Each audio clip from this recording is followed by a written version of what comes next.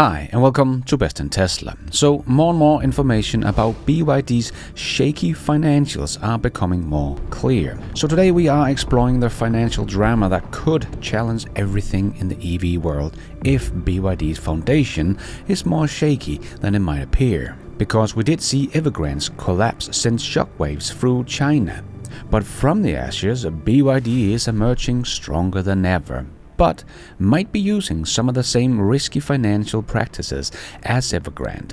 So the foundation of BYD might not be as stable as you might think, and BYD might have become too big to fail, but as we saw with Evergrande, that is no guarantee of a bailout. So a collapse of BYD would definitely send some shockwave through the automotive world. So this could also affect Tesla and so many others, so stick around to discover the risk and opportunities that lays ahead for BYD and Tesla. So let's check it all out and let's dive right in.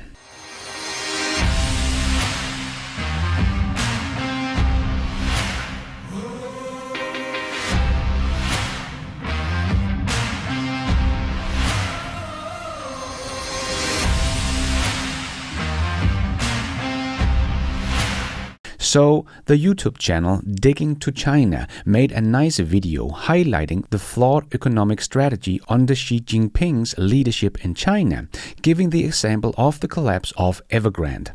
But he also dived into BYD's rise and how they might be using some of the same financial tactics as Evergrande. So who is the next Evergrande? Can you guess? What's the current trend? It's new industrial power, right? And in this field, who is leading in scale? Isn't it the BYD? BYD has almost perfectly replicated Evergrande's mistakes, especially with its supply chain finance platform, D-Chain, which is essentially a revamped version of Evergrande's commercial paper system. Back in the day, Evergrande's commercial paper went largely unregulated in China, and now BYD's D-Chain suffers from similar regulatory lapses. So let me break down in simple terms and explain what it could mean, focusing on Evergrande's collapse, BYD's rise, and the broader issue of government-backed venture and unregulated financial practices. Evergrande was one of China's largest real estate developers, but collapsed under the massive debt of over $300 billion. Like we are seeing Volkswagen and Toyota getting close to. And here is what happened, very simplified of course. Evergrande borrowed heavily to grow quickly, build apartments, commercial complex, and even branching into other industries like electric vehicles. They used risky financial practices such as supply chain finance, so borrowing money by using their suppliers' invoice as collateral, and commercial paper, short-term loans from investors, to keep cash flowing. These practices were not well regulated, meaning there wasn't enough oversight to ensure they weren't taking on too much risk. When Evergrande couldn't pay its debt, it defaulted, leading to a liquidation order in 2024.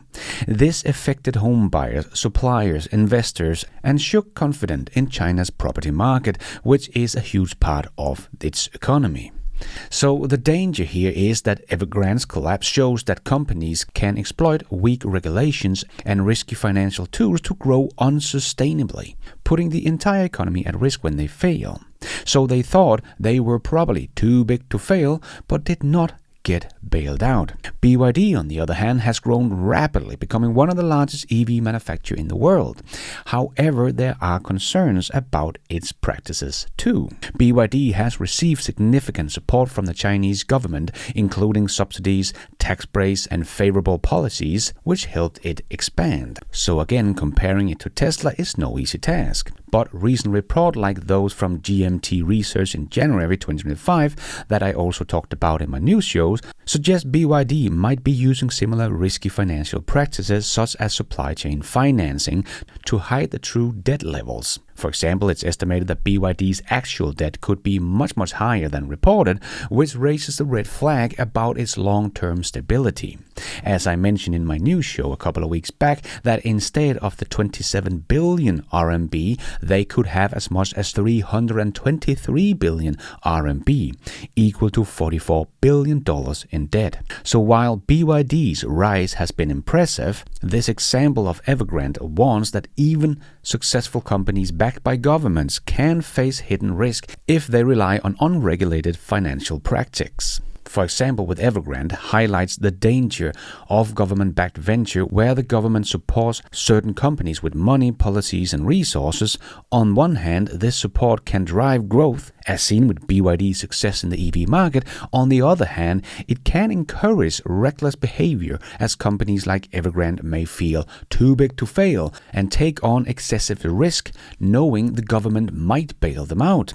However, when the government doesn't step in, as with Evergrande, the fallout can be catastrophic. So, the supply chain finance involve borrowing money using unpaid invoices from suppliers as collateral. While this can help in the short-term cash flow, it can hide the true level of debt if not properly reported, making a company look healthier than it is. And that seems to be what is happening with BYD. Commercial paper is like a short-term IOU issued to investors. It's cheap and easy to issue, but if the company can't repay it when it comes due, it can lead to a cash crunch. This practice are not inherently bad, but without strict oversight, companies can abuse them to borrow more than they can handle, leading to instability. And this can even make risks to the national economy if the companies get big enough and if there are many companies doing these unhealthy financial practices. When companies like Evergrande collapse, it affects not just the investors but also ordinary people like home buyers who paid for undelivered apartments and other business in the supply chain like construction firm, appliance makers and so on. If many companies follow similar practices in China, it could lead to a domino effect where one failure triggers others, causing a credit crunch or economic slowdown. Even successful company like BYD, if they are relying on hidden risk, could pose future threats if their financial practices unravels.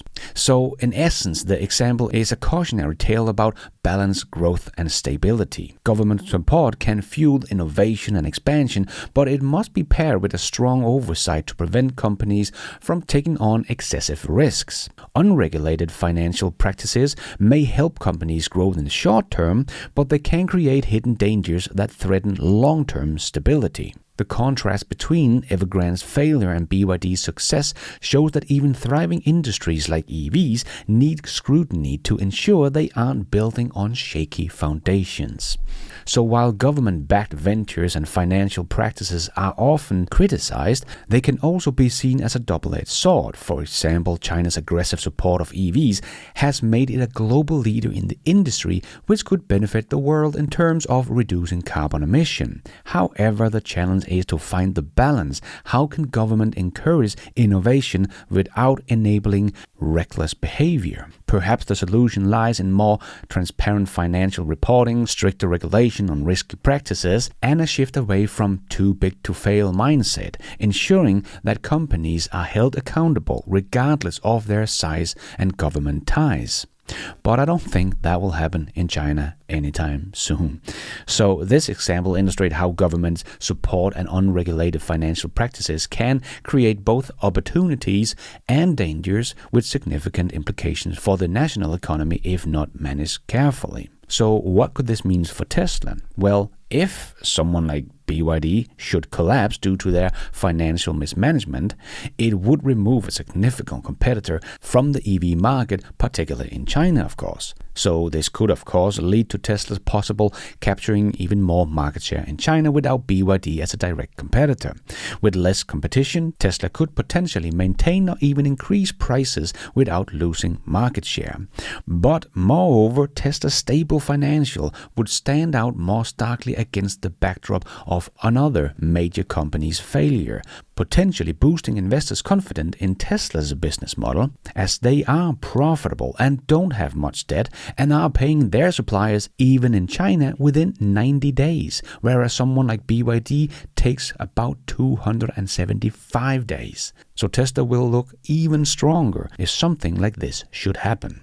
There will, of course, also be some supply chain opportunities, like if BYD supply chains becomes available or its workforce or asset needs a new home. Tesla could benefit from acquiring these resources at lower cost or integrating more of BYD's supply chain into their own operation.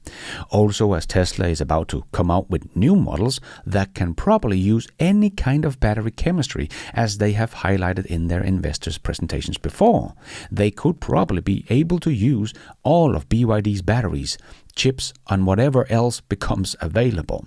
But if someone like BYD would collapse, it might lead to a re-evaluation of the risk in the EV sector, highlighting Tesla's disciplined approach as a safer investment.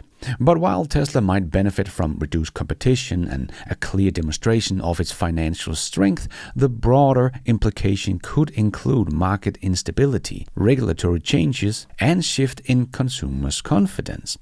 Tesla would need to navigate these waters carefully, of course, and perhaps by reinforcing its narrative of financial caution, expanding its supply chain's resilience, and continue to innovate to maintain its market position. But luckily, that is exactly what Tesla is known for. Supply chain resilience, as shown with the COVID chip shortage, and innovations.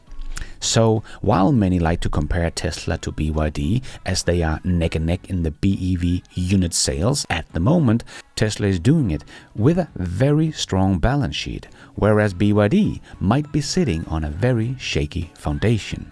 China has used these kind of tactics before to outbid everyone in the market to push out competitors, like in the manufacturing of smartphone batteries. But the automotive sector is a very capital-intensive industry. So let's see if they can do the same here, or if we will see some of the giants fall as their foundation could crumble. And thank you for watching. And until next time, take care out there and be nice.